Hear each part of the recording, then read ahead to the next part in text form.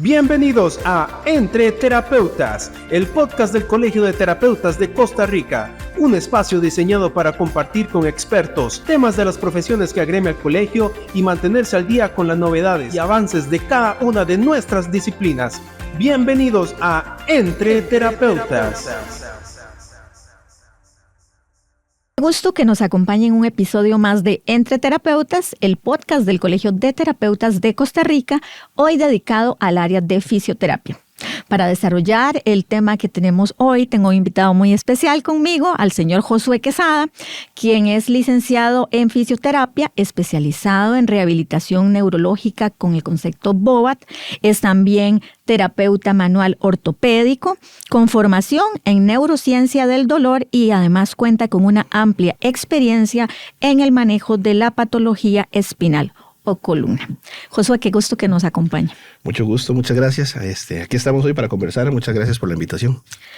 Qué bueno. Para empezar, Josué, quizás podamos empezar a definir la educación en neurociencia del dolor, que es el tema que vamos a conversar hoy, y cuál es su relevancia en el abordaje del dolor crónico desde el área de fisioterapia. Muy importante.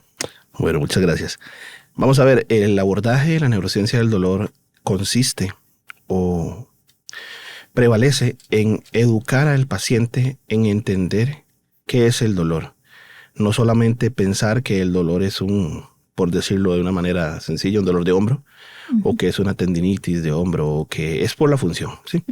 Muchas veces el paciente cree, escucha que su dolor proviene por un desgaste, por decirlo así, por un desgaste de rodilla, de cadera, y se va específicamente a esa palabra, al desgaste. Me duele el hombro porque tengo un desgaste, me duele la rodilla porque tengo una tendinopatía. Entonces el abordaje en neurociencia del dolor consiste en educar al paciente que el dolor no solamente es algo funcional. Se define el dolor como una característica física, clínica, pero también es sensitiva, es emocional, es psicológica. Entonces muchas veces el paciente como tal no entiende esto, y nosotros como oficio muchas veces también no entendemos esto. Nos enfocamos solamente en la función, solamente en vamos a recuperar la movilidad del hombro, pero no entendemos que detrás de esa movilidad del hombro viene un sinfín de cosas que pueden estar afectando esa movilidad. Entonces, llevándonos a esa pregunta, es como educar al paciente, y conforme vayamos avanzando con las preguntas, vamos a ir entendiendo cómo educar a un paciente, cómo el paciente va a entender que ese dolor no solamente es parte funcional. Que precisamente era lo que le quería consultar seguidamente de esto. Tradicionalmente el dolor es entendido como una respuesta a una lesión, digamos, ¿verdad? ¿Qué cambios introduce la neurociencia para hacer una mejor comprensión de esto? Claro, muchas veces se entiende que el dolor es una respuesta. Por ejemplo, la inflamación. La inflamación es una respuesta que debe de pasar, debe de ocurrir. Pero muchas veces el paciente entiende la inflamación como algo malo. Muchas veces nosotros los fisios entendemos la inflamación como que hay que romper esa inflamación, hay que disminuir esa inflamación, pero hay que entender de la patomecánica y la patobiología de la enfermedad para poder captar y entender que el hecho de la inflamación es normal. Entonces, ¿qué cambios trae la educación en neurociencia del dolor al entender la función de una lesión? Precisamente lo que le decía en la respuesta anterior.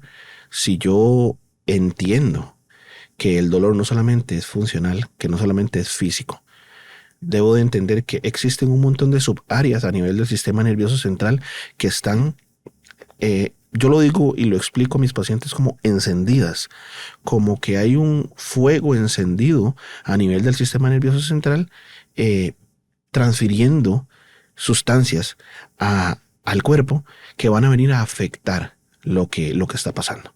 Entonces, cuando el paciente entiende que hay una liberación de sustancias a través del sistema nervioso central que afectan no solamente la función, sino la parte física, emocional, trasciende la idea y ya se entiende cómo la neurociencia del dolor puede, o cómo la educación en sí, cómo el paciente escuchando y el terapeuta educando puede cambiar el paradigma y el panorama de la recuperación de una lesión. Josué, desde su experiencia clínica, ¿cuáles son los principales mitos o creencias, que me imagino que deben haber muchas, que son erróneas y que las personas tienen sobre el dolor crónico? Claro.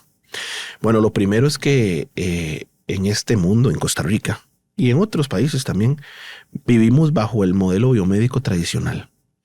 ¿Qué es esto? El modelo biomédico tradicional es el famoso chavalo de la gabacha blanca, la famosa enfermera, el famoso doctor, el famoso fisioterapeuta, que vos llegás y preguntás qué es lo que tengo y decimos, bueno, mirás que tenés un desgaste degenerativo de columna, o tenés una hipertrofia facetaria, y tenés, una hernia discal, y así sucesivamente. Ese modelo biomédico tradicional trae al paciente que en su mayoría de veces no está formado en medicina o en fisio o en enfermería o lo que sea. Y entonces el paciente lo que hace y viene es que googlea ChatGPT y imágenes, YouTube. Y entonces, ¿qué es lo que pasa? Que estamos en el modelo biomédico tradicional y usted, como profesional afín, le dice al paciente, su dolor viene por un desgaste de rodilla. ¿Y qué hace el paciente? Googlea desgaste de rodilla. E inmediatamente viene la imagen, y viene tal vez la imagen más, digámoslo así, fea, sangrienta, catastrófica. Y entonces la sangre, y por allá viene el martillo y viene el taladro. Entonces, ¿qué pasa con el paciente? Inicia un proceso de pensamiento no bueno, por decirlo de esta manera, y empieza a alimentar la patología funcional, en este caso hablando de rodilla, crónico, un dolor crónico de rodilla, pero lo alimenta con las ideas erróneas que vienen a través de un modelo biomédico que nosotros podemos cambiar. Que educándonos y entendiendo del tema, nosotros podemos educar. Muchas veces el paciente, vos me decís que ¿cómo trasciende esto? Muchas veces el paciente viene con un bolsito a su consulta y ese bolsito trae 4 resonancias. Desde el 2020, del 2022, 24, 25. Y esas 4 resonancias son imágenes, son fotografías en el momento en el cual le tomaron a la rodilla, al hombro, a la columna, a lo que sea. Pero el paciente cree fielmente en lo que dice el reporte. Y el reporte dice, yéndonos a columna, hipertrofia facetaria. Y tal vez no se entienda, o dice sinovitis facetaria.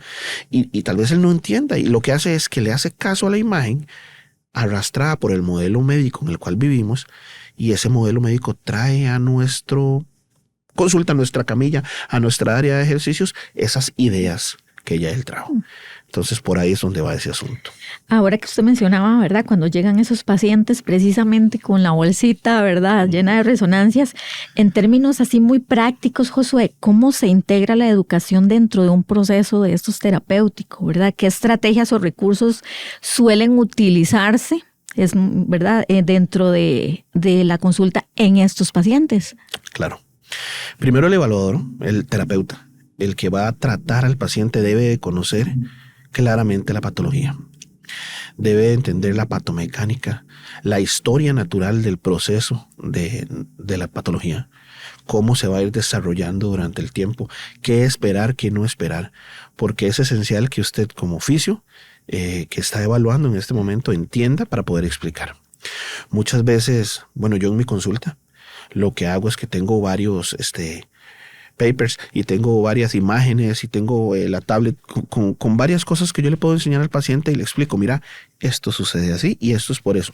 Por ejemplo, un caso muy, muy natural o muy práctico para todos los fisioterapeutas es que me cruje la rodilla.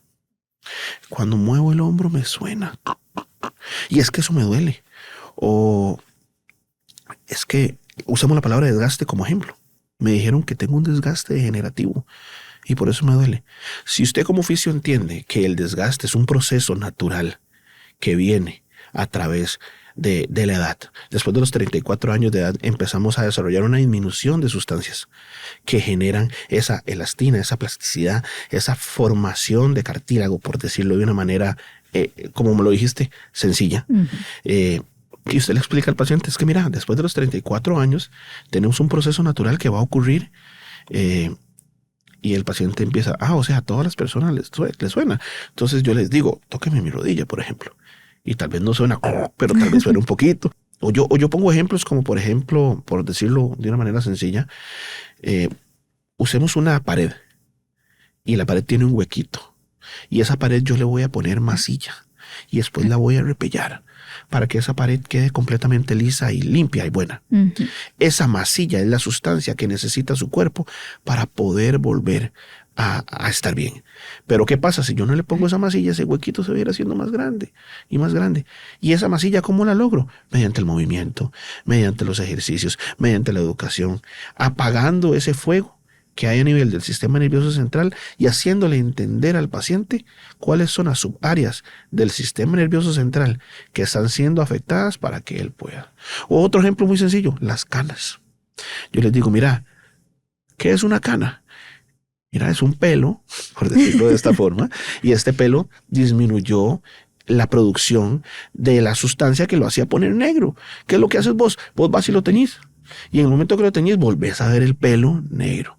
Pero ¿qué pasa? Esa cana siempre está ahí. Entonces, ¿qué pasa con mi cana a nivel de rodilla o con mi cana a nivel de hombro? Yo tengo que darle esa sustancia para poder volverla a ver. Y esa sustancia yo la logro a través del ejercicio, del movimiento, la educación, de hacer específicamente los movimientos, los ejercicios que te ordenemos, que puedas hacer en casa. Nada de reposo, nada de estar ahí quedititos. ¿Me comprendes? Es como, primero entenderlo, nosotros como oficios, y después llevar al paciente a ir educándolo y que él lo entienda de esta forma tan sencilla, como el repello, como la cana. Porque, bueno, aquí entre oficios, como dice el podcast, podemos hablar de cortezas, corteza somatosensorial, corteza motora primaria, corteza singular anterior, corteza prefrontal. Podemos hablar del tálamo, hipocampo, cerebelo y todas esas sustancias, amígdala, sistema límbico, todas estas áreas que les estoy hablando en este momento, son las específicas para nosotros como oficios de entender. Mira, voy a mover a un paciente. Entonces, antes de moverlo, la corteza motora primaria se activa. Voy a tocar a un paciente. Antes de tocarlo, la corteza somatosensorial se activa. Y así sucesivamente.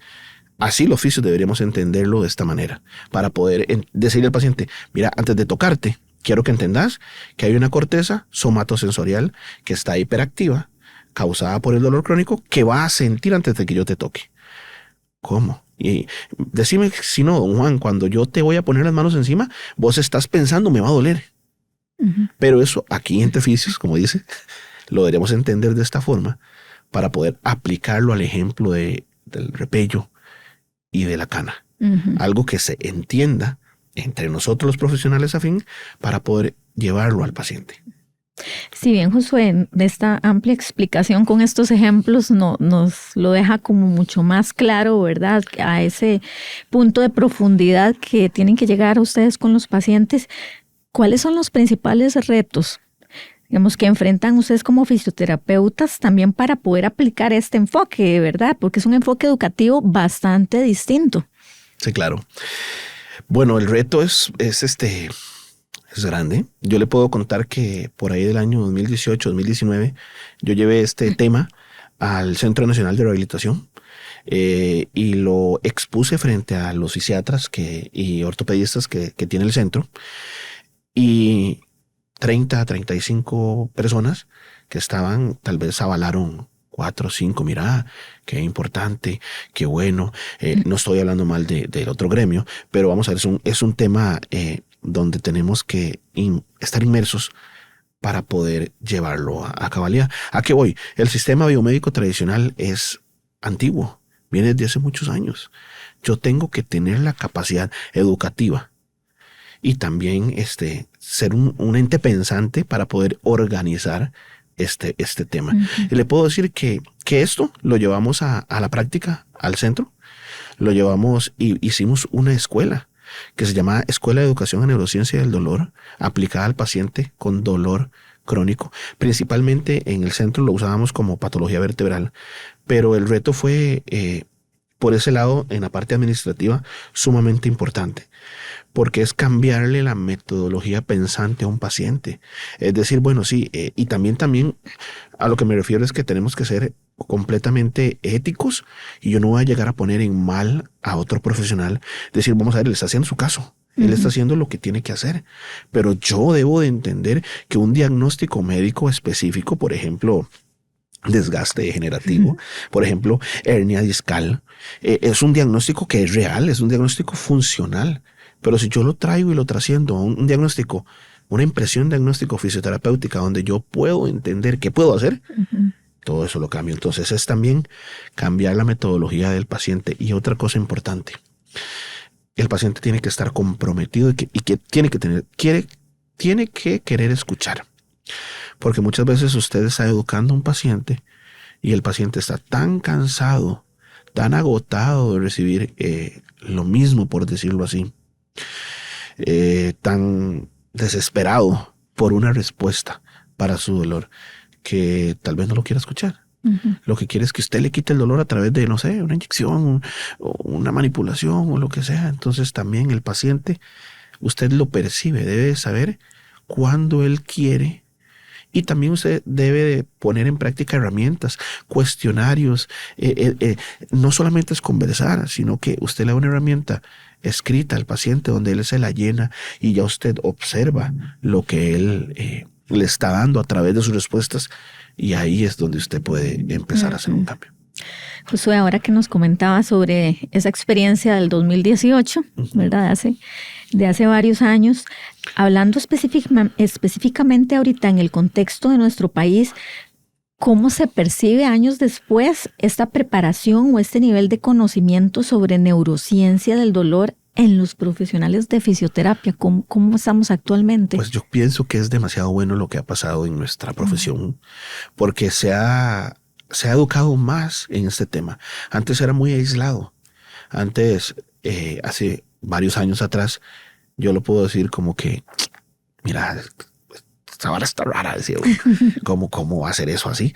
Pero conforme ha ido avanzando y va a avanzar más, porque esto es un tema que trasciende fronteras, y la educación va en suma, por decirlo así. Y muchos profesionales de este país se han venido sumando a esta corriente de neurociencia, educación en neurociencia del dolor, y las consultas se van mejorando, nuestra comunicación con el paciente y nuestros resultados van mejorando, porque ya esto no es un tema aislado, es un tema actual, es un tema de interés, donde recuerdo en mis tiempos, por allá en 2018, 19, que estaba dando prácticas supervisadas o estaba atendiendo estudiantes, hablábamos del tema y no hay.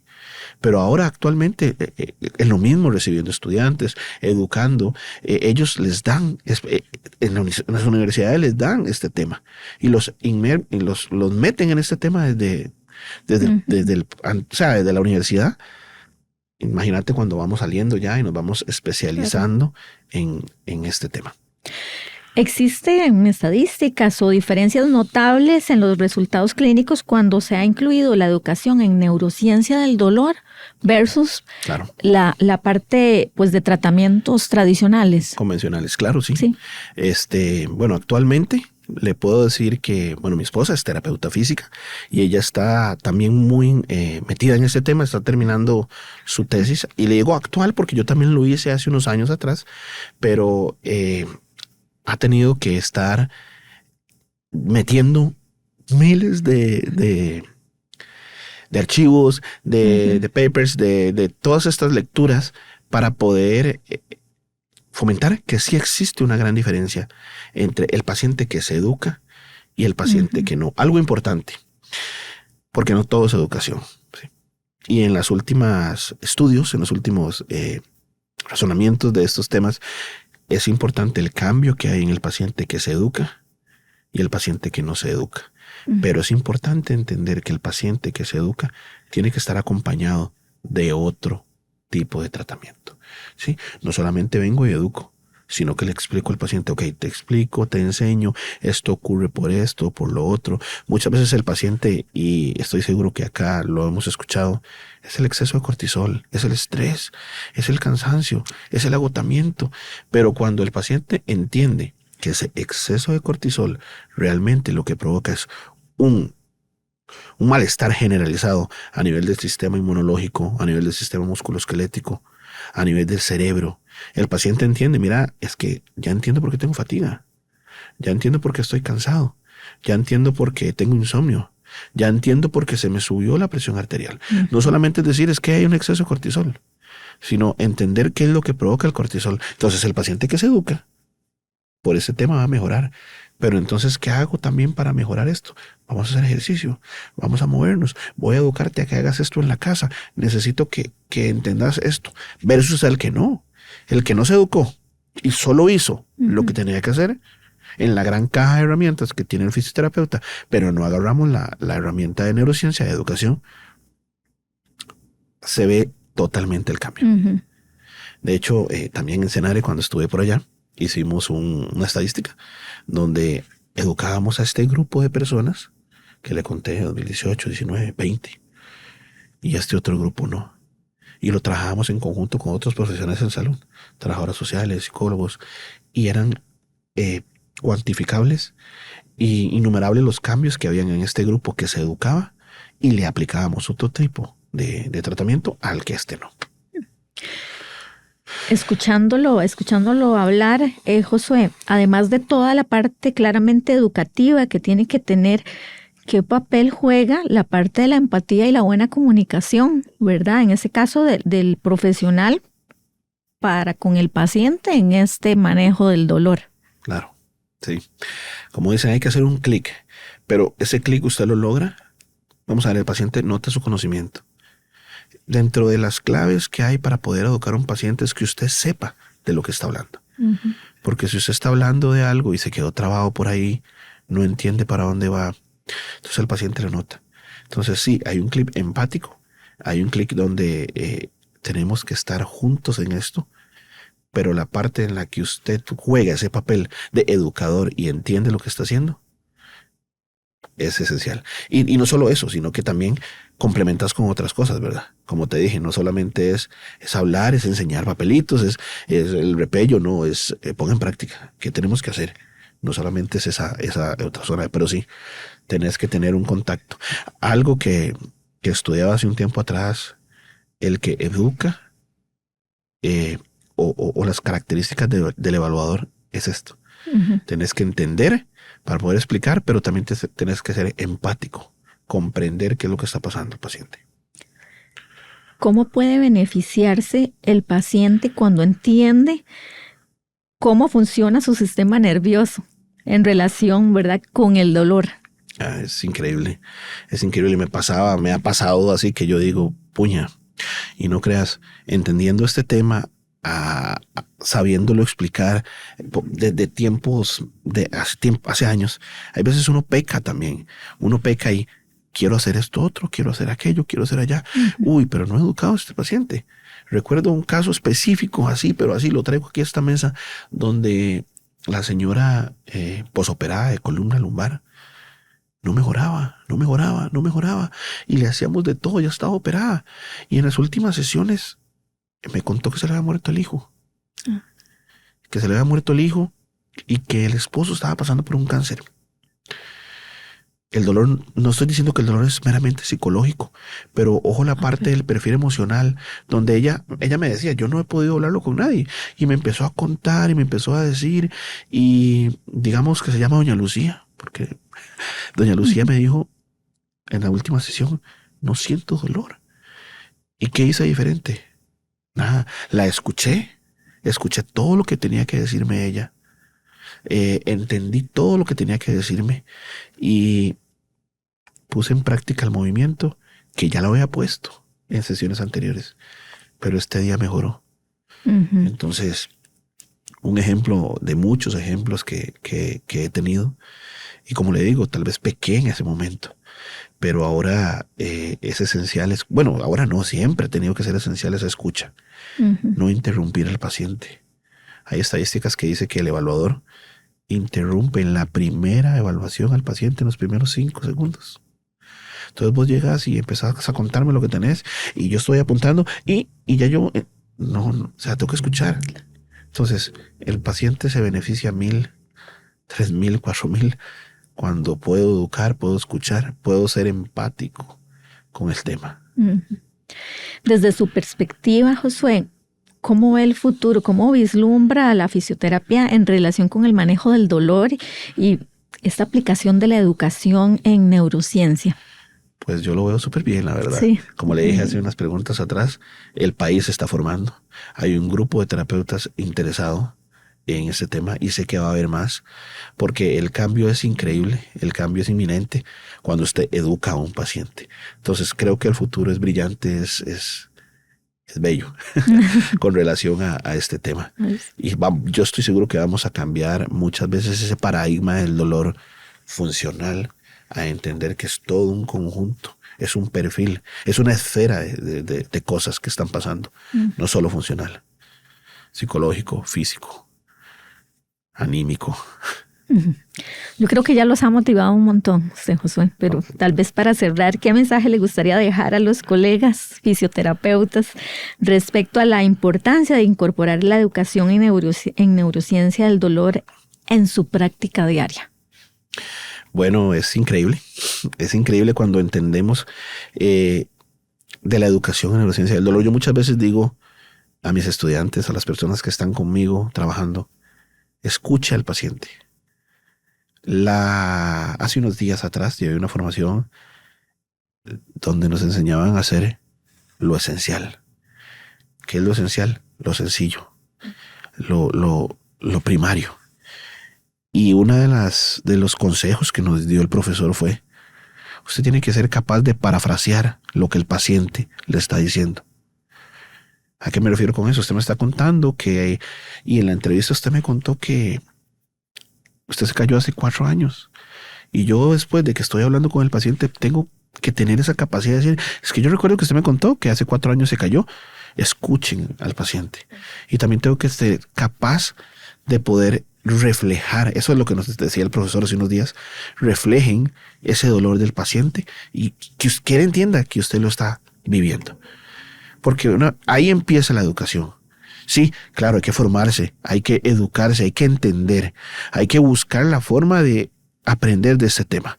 No solamente es escuchar, pero creo que lo primordial es: somos 2 personas, usted me está trayendo un problema a mí, yo tengo que tener la capacidad de solucionarlo, no solamente funcional, sino todo. Entonces escuchemos al paciente, parafraseemos lo que él nos dijo, reflejemos lo que él nos está dando a entender y eduquémonos en este tema. Estoy seguro que esto va a ser un cambio increíble en cada consulta, en cada paciente que ustedes van a tener.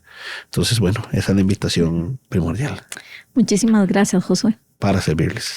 Esperamos que sean muchos colegas los que puedan poner en práctica todo lo que hemos hablado hoy, ¿verdad? Esta educación de la neurociencia y siempre pensando como en el bienestar de los pacientes. Bueno, muchísimas gracias. Pura vida. Y gracias a ustedes por habernos acompañado. Esto fue un episodio más de Entre Terapeutas. Recuerde seguirnos a través de nuestras redes sociales, Facebook e Instagram. Hasta la próxima. Esto fue Entre Terapeutas, el podcast del Colegio de Terapeutas de Costa Rica. Hasta la próxima, con otro espacio más para crecer juntos en conocimiento y actualización. Entre Terapeutas.